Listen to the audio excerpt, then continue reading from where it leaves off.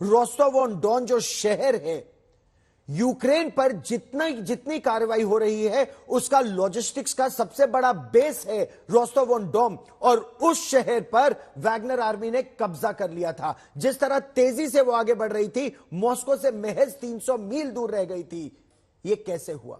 ये खतरा फिलहाल तो टल गया है, लेकिन ये जो लड़ाके वापस लौटे हैं, क्या इन्होंने एक बहुत बड़ा संकेत दे दिया है? ये संकेत क्या रूस के राष्ट्रपति उनके लिए है, पुतिन के लिए है, या फिर रूस के रक्षा मंत्री शोइगु के लिए है, सरगई शोइगु के लिए? उस पर हम आपको ये रिपोर्ट दिखाते हैं।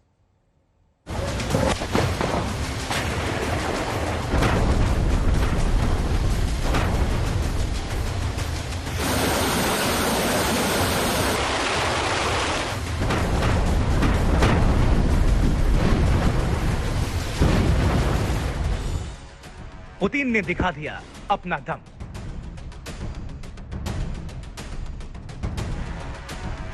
बाकी येवगेनी के थम गए कदम।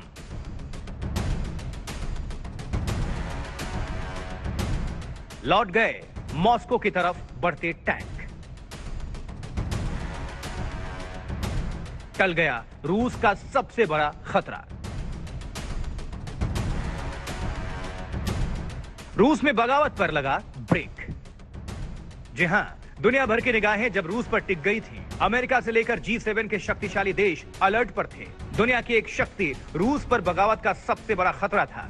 लेकिन फिर अचानक पुतिन ने गेम पलट दिया। मात्र 12 घंटे के भीतर पुतिन ने अपनी ताकत दिखा दी।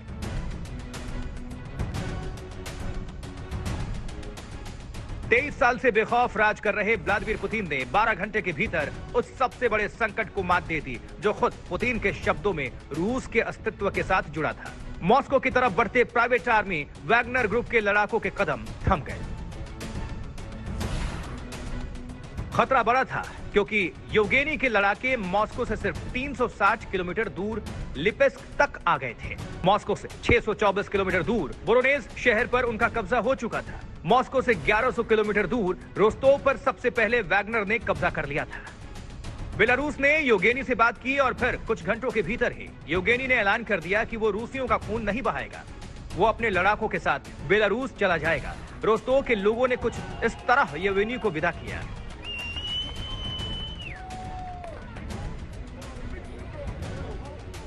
लोगों ने उससे हाथ मिलाए। इसके बाद रोस्टोव से उसके लड़ाके लौटते दिखे। टैंक वापस चले गए। इससे पहले मॉस्को से 1100 किलोमीटर दूर रोस्टोव में येवगेनी ने अपने कमांडर्स के साथ मोर्चा संभाल लिया था। संकट खत्म होते ही क्रेमलिन के प्रवक्ता ने ऐलान किया, वैगनर आर्मी पीछे हटेगी। येवगेनी को माफ कर दिया गया। उस पर क्रिमिनल केस खत्म कर दिया गया है। येवगेनी ने भी माना है, हम अपने बैरकों में लौट रहे हैं। मैं रूसियों का खून नहीं बहाना चाहता। व्लादिमीर पुतिन ने 12 घंटे में दम दिखाने के लिए पूरी ताकत लगा दी। पुतिन ने सबसे पहले मॉस्को समेत तमाम शहरों की मोर्चाबंदी की। सड़कों पर टैंक तैनात कर दिए। लोगों को यकीन दिलाया कि सुरक्षा का पूरा इंतजाम है।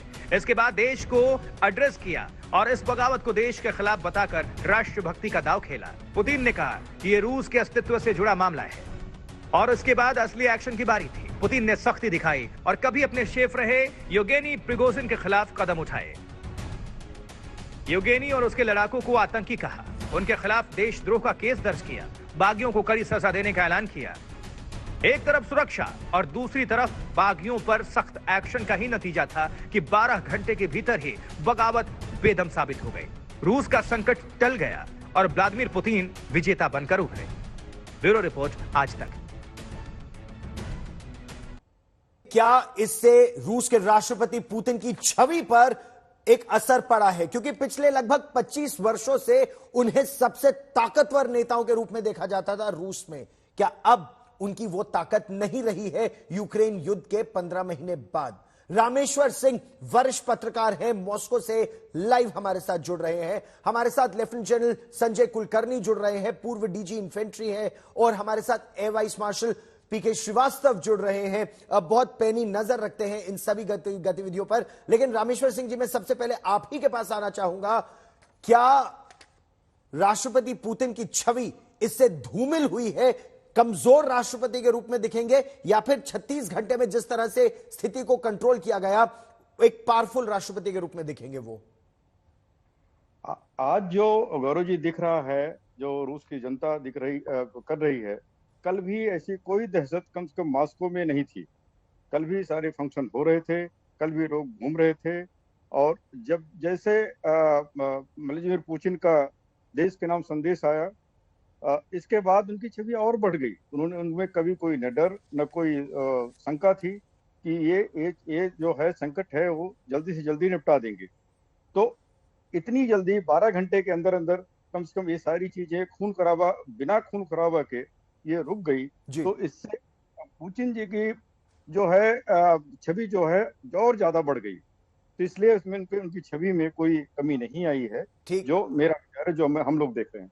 ठीक, लेकिन आखिर ये कहे कि विरोध और ये विद्रोह हुआ क्यों? जेनिल कुलकर्णी, अगर वैगनर फोर्सेस की बात की जाए तो उन्हें राष्ट्रपति पुतिन का बेहद करीबी समझा जाता है, और अगर येवगेनी प्रिगोजिन की बात की जाए तो उन्हें तो एक तरह से कहा जाता है कि वो शेफ है पुतिन के, जो पुतिन चाहते हैं वो परोस देते हैं, और केटरिंग के कॉन्ट्रैक्ट के नाम पर पैसे उनको तमाम दिए जाते हैं क्रेमलिन से। ऐसी परिस्थिति में वही मॉस्को पर चढ़ाई कर दे और रोस्तोव-ऑन-डोन जो लॉजिस्टिक्स का केंद्र है यूक्रेन की लड़ाई पर, उस पर उनका कब्जा हो जाए, क्या दिखाता है ये? धन्यवाद गौरव। मुझे लगता है कुछ भी कोई कहे, पुतिन की छवि के ऊपर जरूर आंच आई है, और ये आंच इसलिए आई है कि जो पश्चिमी देश इतने महीनों से चाहते थे ना कर पाए, ब्रेज़ोविन ने खुद करके दिखलाया। और ये वैगनर ग्रुप जो है, जिस प्रकार से चाहे वो बगावत के बिगुल जरूर बजा रहा था, पिछले 2 महीने से दोनों में अनबन थी, और जिस प्रकार से वो उनके रक्षा मंत्री के बरखिलाफ बार बार बात कर रहे थे, और अमेरिका को भी 72 घंटे पहले इस बात की खबर लग चुकी थी कि प्रिगोजिन जो है वो इस तरह की हरकत करने वाले हैं। उसके बाद जिस प्रकार से ये एकदम पलटा है, मुझे लगता है जरूर, जैसे रामेश्वर जी कह रहे हैं, मॉस्को के बीच में शायद इनकी छवि में थोड़ा सा उछाल आया हो पुतिन के, कि पुतिन जिस प्रकार से अपनी एक तरीके से दिखाते हैं कि मैं बहुत तगड़ा हूं, वो हो सकता है। पर इंटरनेशनली अब एक दरार, एक तरीके से जो कमजोर कड़ी जिसे कहते हैं, वो नजर आ गई है कि मॉस्को के बीच में भी अब दरार बैठी है। और जो जिस प्रकार से वे प्राइवेट मिलिट्री का आर्मी है, वैगनर ग्रुप मर्सनरीज के 80% जो जेल से लोग भागते हैं वो हैं, उन्होंने भी, और पूरे 1000 किलोमीटर दूर से मॉस्को तक नजदीक आना, और कहीं गोली नहीं चली, किसी ने कोई घायल नहीं हुआ, साफ साबित करता है कि कई लोग भी जो पुतिन के नजदीकी हैं वो भी वैगनर ग्रुप के साथ खड़े दिखते थे। यही कारण बहुत बड़ी बात आपने की जनरल साहब, और इसी पर एवीएम श्रीवास्तव को मैं इस कॉन्वर्सेशन में लाना चाहूंगा। एवीएम श्रीवास्तव, क्या पूरी दुनिया को दिख गया कि 15 महीनों से जो यूक्रेन में लड़ाई चल रही है वो रूस के पक्ष में पूरी तरह नहीं आ पा रही है, और रूस की आंतरिक कलह अब खुलकर सामने आ गई है?